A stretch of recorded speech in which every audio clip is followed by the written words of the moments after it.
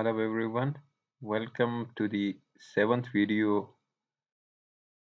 In this series of videos, we are discussing about the concrete technology, important points and theory related to concrete technology before solving the multiple choice questions from the book of R Agor.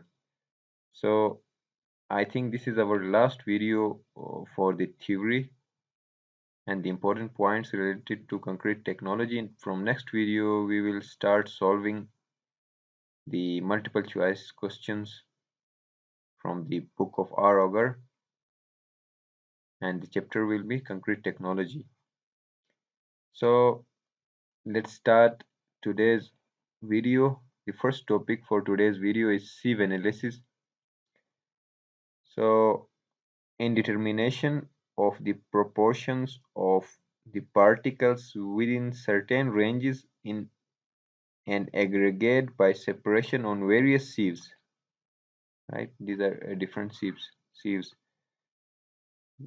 Separation on various sieves of different size opening may be defined as sieve analysis. This is actually the definition of sieve analysis. So there are various types of sieve analysis on the basis of the opening, size of the opening. So we can define the different type of aggregates on the basis of their sizes after doing the sieve analysis.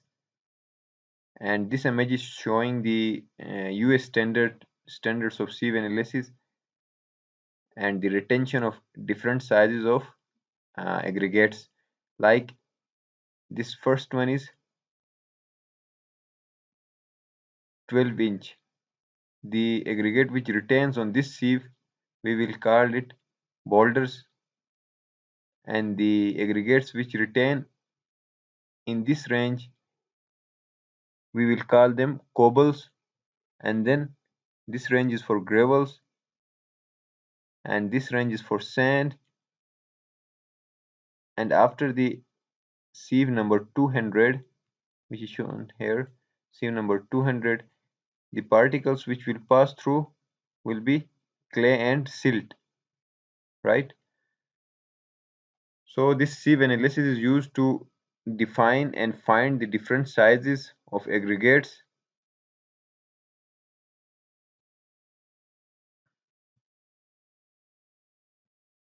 The next topic is fineness modulus. The sum of cumulative percentages of residues retained on each of the sieve, which we have discussed in the previous slide, that is divided by 100, is known as fineness modulus of the aggregates.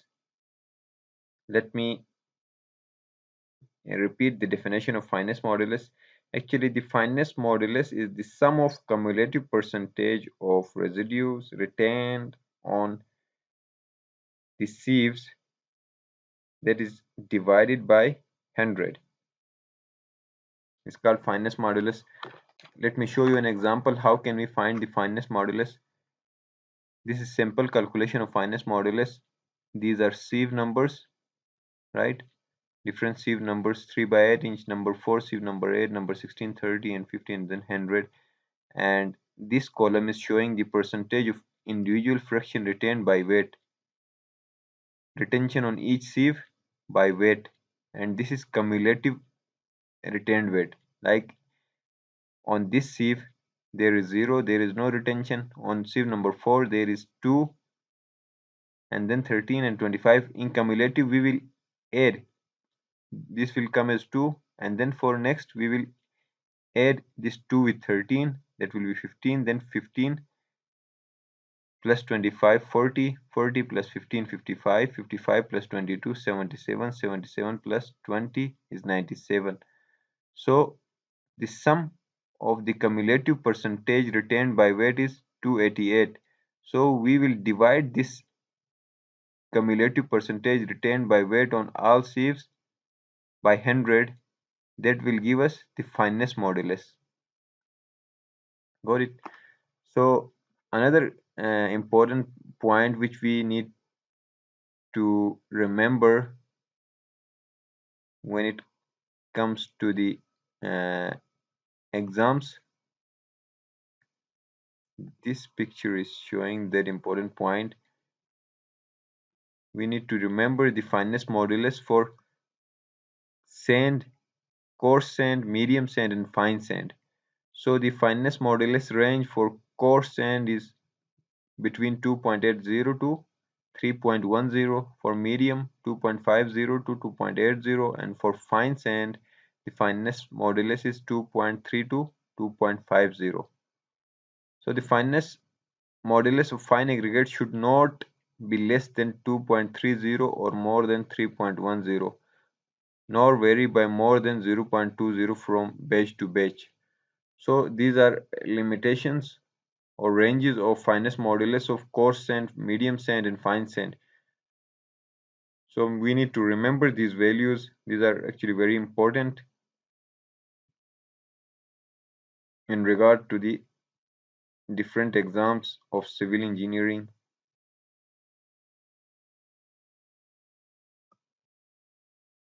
And this table is showing that how can we find the fineness modulus of any sample. So the next slide is about the method of concrete underwater. Actually, we use two types of methods when we are doing concreting underwater. The first is TRUMI and the second is drop bottom bucket. So before discussing these two methods, let's see some important points related to the concreting underwater. The concrete should conform these following points. When we are doing concreting underwater, then that concrete should conform the following points. The first is use of 10% more cement. So this point means that we need to use 10% more cement than that required for the same mix used in the dry conditions, right? When we are doing concreting in water, we will always increase the quantity of cement by 10%. So the quantity of extra cement may vary with condition of placing.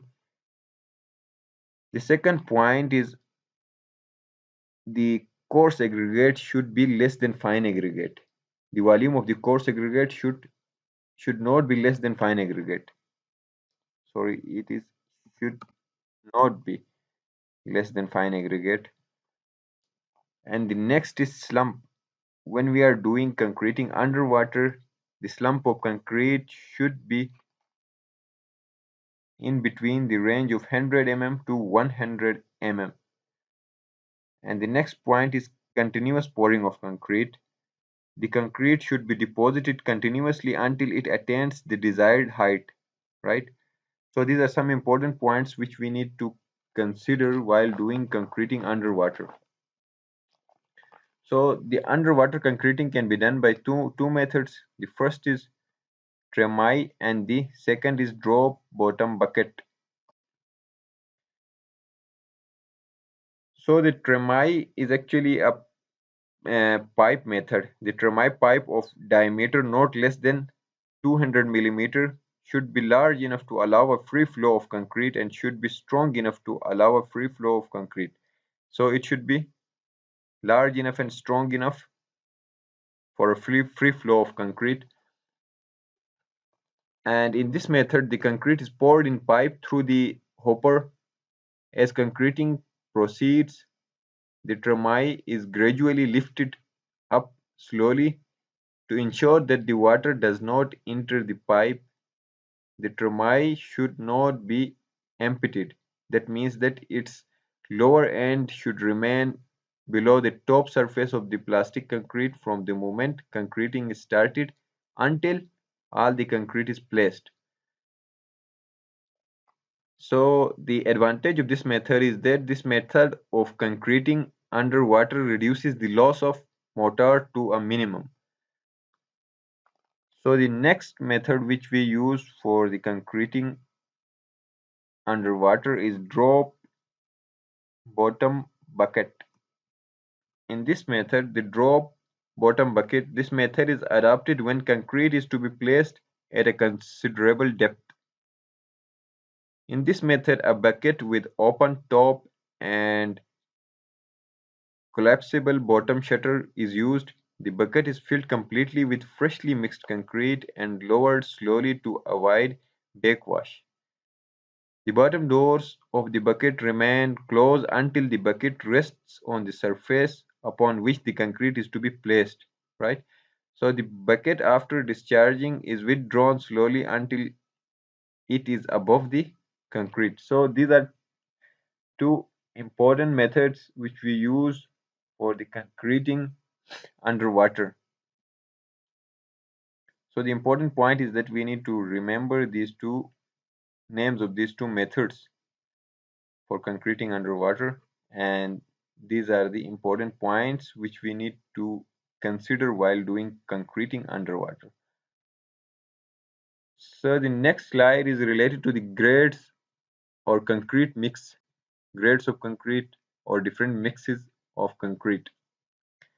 So basically, if we look into the gradings of concrete according to 1978 rules, IS code 456 1978, they have categorized the grades of concrete into 7 different grades, but in 2000 there are more than 7. So let's see all of them. This column is showing the group of the concrete. This is the grade which have been designated, and then specified characteristics: compressive strength of 150 mm cube of 28 days in Newton per millimeter square.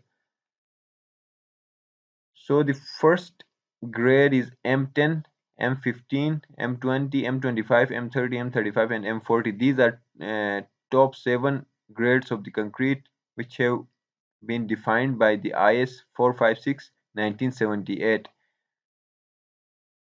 So remaining these all are the advanced grades of concrete. As it is showing, these first 3 grades are considered to be ordinary concrete mix, and these 1 2 3 4 5 6 7 concrete mix or grades shows the standard concrete type, and remaining are high strength concrete, which is called HSC. So what actually this M10 means? In this M10, M means mix design or mix, and 10 is the compressive strength, and the unit is Newton per millimeter square. And this compressive strength is the compressive strength of 150 meter cube after 28 days. This compressive strength which we get after 28 days, this number is showing that compressive strength. Similarly, if we consider M55, M is the mix, 55 is the compressive strength of 150 millimeter cube at 28 days, and the unit is Newton per millimeter square. So these are different grades of concrete and the mixed proportions. For those grades, there are different mixed proportions of aggregates. Like for M5, the proportion is 1 5 10, right? And 7.5, it is 1 4 8. So for different grades, there is different mixed proportions, and the grades after M25 are called design mix, and these are compressive strengths. As I said that these numbers are showing the compressive strength. If you compare them, they are similar to the numbers mentioned with the grades. Like M5, for M5 the compressive strength will be 5. For M60 the compressive strength will be 60 Newton per millimeter square. And again, we have discussed this in the previous slide too. These grades are called lean mix, and these grades are called ordinary concrete, and these are called standard concrete, and above these are called high strength concrete. So these are the questions of the concrete. So we used to get a lot of multiple choice questions from these three slides: mixing proportion, grades of concrete, and methods of concrete underwater. So I think that's it.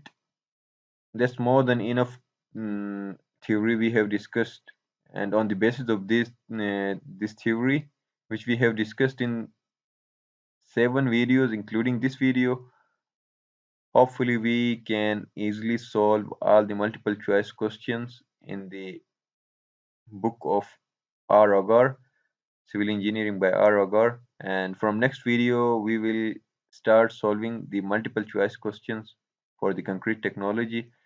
So see you guys in the next video. Till then, goodbye.